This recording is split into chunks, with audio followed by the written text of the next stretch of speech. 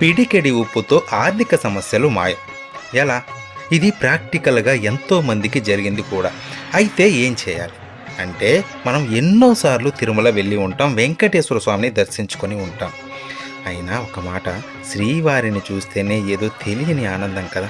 ఈసారి తిరుమల వెళ్ళేటప్పుడు పిడికెడు రాళ్ళ ఉప్పును మీతో తీసుకెళ్ళండి. ఎలా అంటే ఒక చిన్న గుడ్డలో దానిని మూట కట్టుకొని మీ వెంట ఉండేటట్టు చూసుకోండి. అలానే శ్రీవారి దర్శనం చేసుకోండి.